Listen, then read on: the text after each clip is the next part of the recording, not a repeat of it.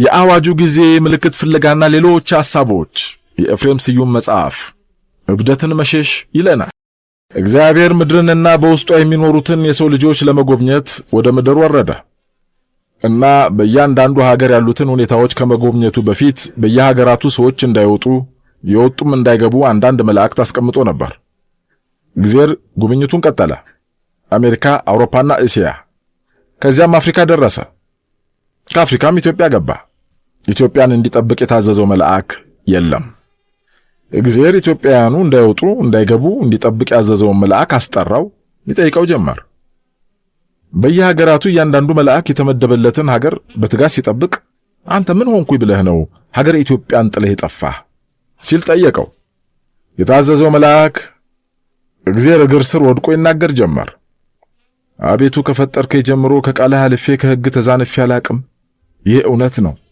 በኢትዮጵያ ላይ ጉብኝትህ እስኪያልቅ እጠብቅ ዘንድ ሾመኸኝ ነበር። ነገር ግን ያንን ሕዝብ መጠበቅ ሥራ መፍታት ሆነብኝ ብሎ መለሰ። እግዚአብሔር በአግራሞት መልአኩን እያየ እንዴት አለው።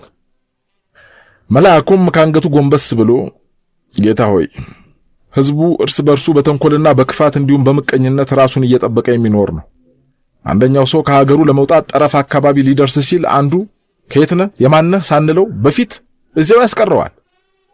ደግሞ ሌላው ከውጭ ወደ ውስጥ ሊገባ ከድንበር ጫፍ ላይ ቀረብ እንዳለ እኔ ራሴ መግባት ክልክል ነው የሚል ቃል ካንደበቴ ሳይወጣ ከየት እንደመጣ የማይታወቅ የእርሱ ቢጤ ጫፍ ላይ ጥሎት ይገኛል። በዚህም ምክንያት ሕዝቡ የራሱ ክፋት፣ ምቀኝነትና ተንኮል ራሱን ትጠብቀዋለችና የኔ በዚህ መኖር ከንቱ ነው በማለት ትቻቸው ሄድኩኝ ብሎ ለፈጣሪ ተናገረ። እግዚአብሔርም በዚህ ምክንያት ሕዝቡንና ሀገሪቱን ሳይጎበኝ ተመለሰ። ይህንም ብላኝ ሳቋ አለቀቀችው። ሳቋ ውስጥ ትንሽ እልህ ይታያል፣ ደግሞም ትንሽ ሐዘን።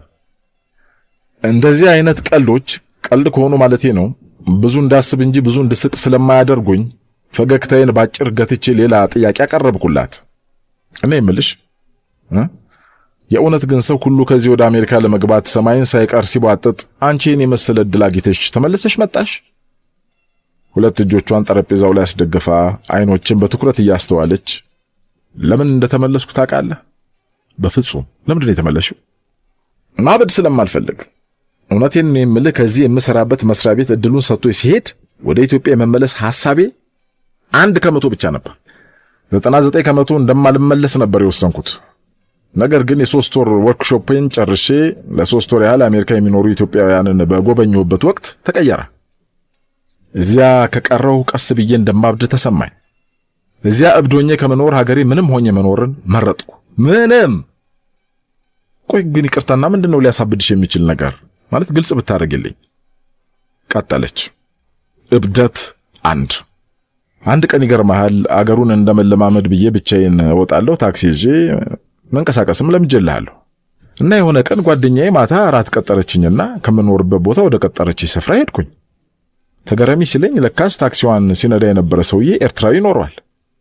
እኔ አሜሪካ ከገባሁ ገና 20ኛ ቀኔ ነው። ይገርማል፣ ልክ ወደ ሬስቶራንቱ ስገባ ከቀጠረችኝ ጓደኛዬ በቀር ሁሉም ሰው ፊቱን ነሳኝ። ሰሞኑን አብረው ሲስቁ ሲጫወቱ የነበሩ ሁሉ ዝግት። ለምን መሰለ? በታክሲ ያደረሰኝ ሰው ኤርትራዊ ስለነበር እርሷም የሻዕቢያ ሰላይ ናት የሚል በግምት። የኔን ተፈጥሮ ታውቀዋለህ። ሁሉን ጓደኛ ማድረግ የምወድ ከወንዝና ከቡድነኝነት ስሜት የራኩ ነኝ እና እንዲህ አይነት ነገር አያሳብድም። ሌላ ልጨምርልህ? እብደት 2። አንዴ ደግሞ ሚኒሶታ 5 ሆነን አንድ ሬስቶራንት ውስጥ ደማቅ ጨዋታ ይዘናል። ከዚያ ሌላ ስደተኛ ሰው ተቀላቀለን። እንግሊዝኛው እጅግ በጣም ፈጣንና የሰውነቱ አጥንት ትልቅ የሆነ እኔ በግምት አሜሪካዊ ይሆናል ብዬ ደምድሜ ነበር። ምክንያቱም እኛ ውይይታችን በአማርኛ ነበር፣ እሱ ደግሞ አልፎ አልፎ ወሬው እንግሊዝኛ ሆነብኝ። ባዶነት እንዳይሰማው ጨዋታ ልጀምረው ብዬ where are you from ከየት ነህ ብዬ ጠየቅኩት። ወዳጄም ወንበሩ ላይ የተመቻቸ ከኢትዮጵያ የጠቀሰልኝን ክልል ብነግርህ ታዝናለህ። ለካ ኢትዮጵያ አይደለውም ለማለት ነው እንደዚያ የሚሆነው። እብደት 3። አንድ ቀን ቅዳሜን ለእሁድ ድሮ አብራኝ የተማረች ጓደኛዬ ቤት ነበር ያደርኩት። እሁድ ጧት ቤተክርስቲያን ልንሄድ ተነሳ። ሁላችንም የሀገራችንን ነጭ ለብሰን የባሏ መኪና ውስጥ ገባን። ባልየው መኪናዋን ወደ ምስራቅ አቅጣጫ ዞራትና ባለፈው ሳምንት የእናንተ ሚካኤል ሄደናል፣ ዛሬ ደግሞ የኛ ሚካኤል እንሂድ ሲል ሚስት በጩኸት አንሄድም፣ ዛሬ እሷም እንግዳ ስለሆነች አማራው ሚካኤል ነው የምንሄደው አትል መሰለህ። እኔ በተቀመጥኩበት በድን ሆንኩኝ። የገባኝ በአሜሪካ ያሉ ኢትዮጵያውያን ከፊል እብደት ውስጥ እንደሆኑ ነው። እሷ ግን ቀጠለች። ወደ ሀገሬ ካልተመለስኩ የምቦካው እዚህ መንፈስ ውስጥ ነው፣ አማራው ትግሬው ሚካኤል እያልኩ መንፈሳዊውን የዘላለም ሐሳብ ሳይቀር ዝቅ አድርጌ በፈጣሪ ላይ እየቀለድኩ የሚካኤልና የገብርኤልን በዓል በፖለቲካ ጥቅም በዘር ከፋፍዬ እና ያሳብድም አንድ ላይ የሚተኙ ተክሊል ያጠለቁ ስጋው ደግሞ የተቀበሉ ባልና ሚስቶች ሚካኤልና ገብርኤልን በድንበር ከፍለው በዘር ገድበው አማራው ትግሬው ሲሉ ማየት አይከብድም? ለዚህ ነው ከማበዴ በፊት ወደ ሀገሬ መመለስ ነበረብኝ። እውነት ለመናገር አሜሪካ ወርቅ የሆነች ሀገር ናት። የዚያች ሀገር ውበት በ500 ዓመት ውስጥ የመጣ ነው ቢባል ማንም አያምንም። አሜሪካ ብልህ ሀገር ናት። ሀገሯን ለመስራት ምርጥ ጭንቅላቶችን ሰብስባለች፣ እየሰበሰበችም ነው። እዚያ በነበርኩበት ጊዜ የመጨረሻ ሊያሳብደኝ የነበረው ጉዳይ የምተዋወቃቸው አብዛኞቹ አበሾች በተማሩት ትምህርት የትየለሌ የደረሱና አንቱ የተባሉ በመሆናቸው ነው። በልቤ ጥያቄ አያቆምም። ምርጥ ሁሉ አሜሪካ ተጉዞና ተግዞ ሀገሬ በመራጭ እንዳትሞላ። ስለዚህ ከመበዴ በፊት መመለስ ነበረብኝ። ምክንያቱም አብዛኛው የእብደት ምክንያቶች የሚመነጩት የትና የት ደርሰዋል ከሚባሉት ምሁራንና ሊቃውንት አንደበት ነበርና ነው። ገባ?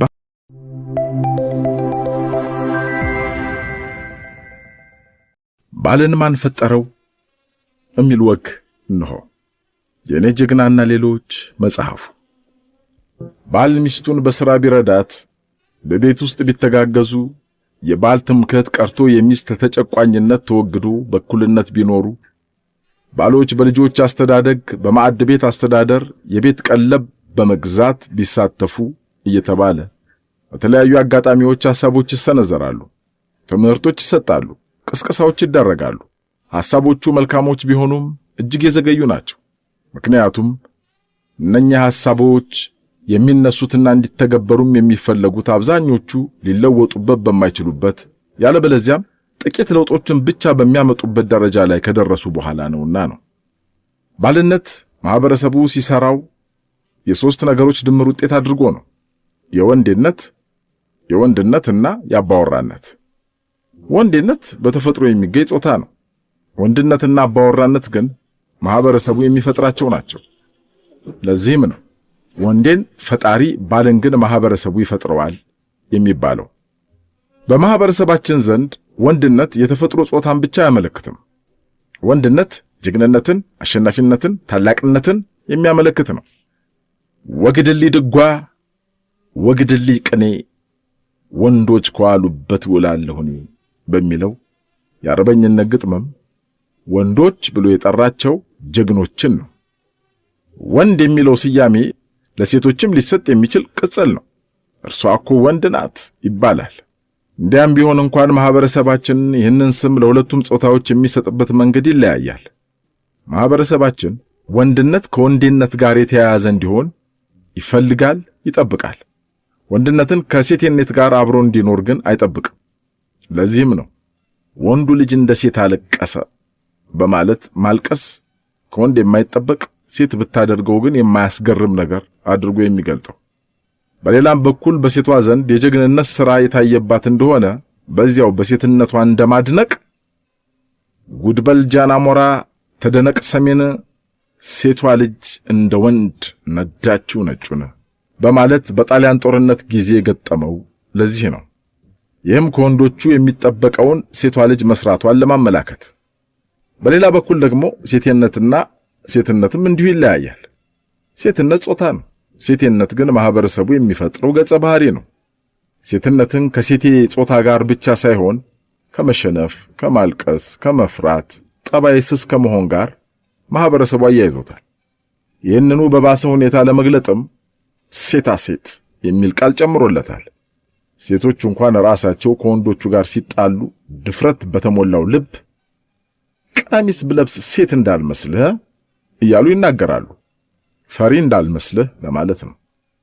ችግሩ ግን ሴትነት ከሴቶች የሚጠበቅ ቢከሰት የማይገርም ነገር ተደርጎ ሲወሰድ በተቃራኒው ከወንዶች የማይጠበቅና የሚያሳፍር ነገር ተደርጎ መወሰዱ ነው።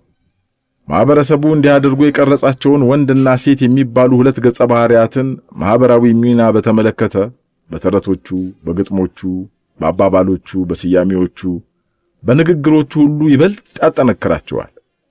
አሁን እንኳን ሰለጠነ በሚባለው ዘመን ትንንሽ ዕቃዎችን አንቺ፣ ትልልቆቹን ግን አንተ ብለን ነው የምንጠራቸው።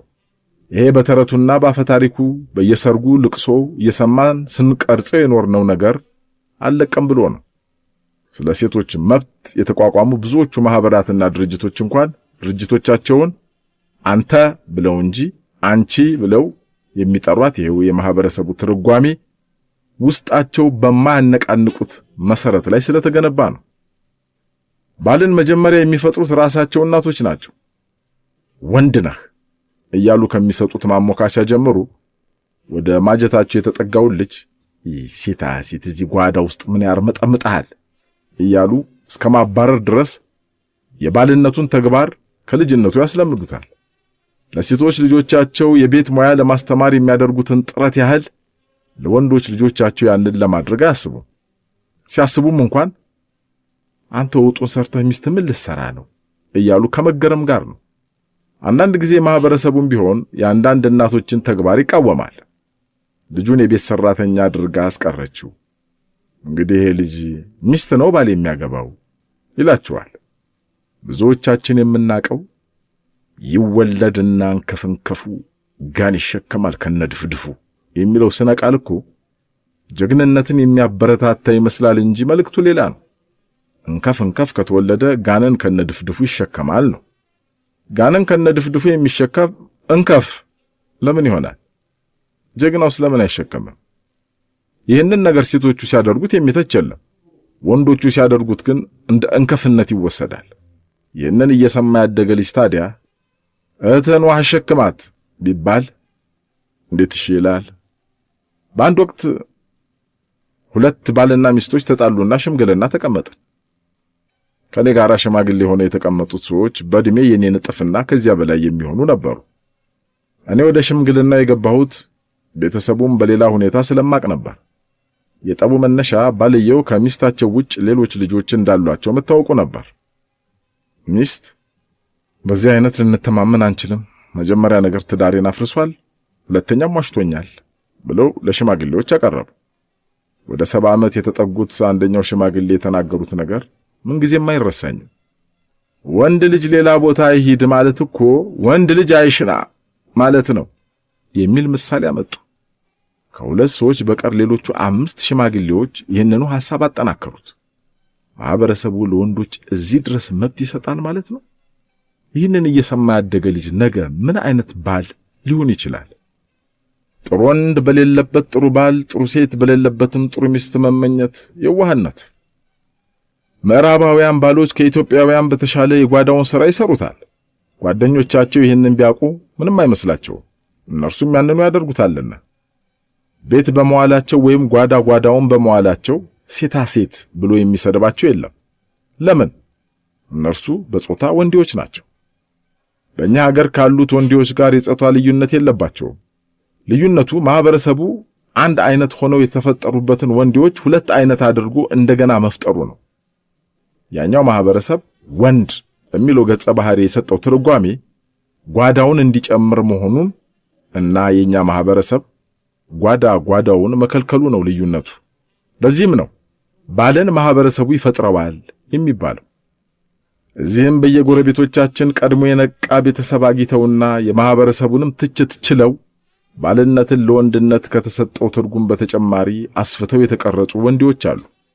የሴቶችን ማህበራዊ ሚና መጋራት የባልነት አንዱ ተግባር አድርገው እንዲወስዱት ሆነው በመቀረጻቸው በጾታ ከሌሎች ወንዶች አንዱ ቢሆኑም እንኳ ባልነቱ ላይ ግን ሌላ ሆነው መልሰው ተወልደዋል።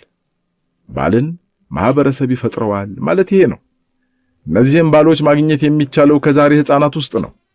እነዚህን ባሎች የመፍጠር ስልጣንም በዛሬው ማህበረሰብ ጫንቃ ላይ ነው። ልጆቻችን በሕፃንነታቸው ያልተማሩትን ሥራ በኋላ ከየት ያመጡታል? በልጅነታቸው ያላወቁትን ጓዳ በኋላ የት ያውቁታል?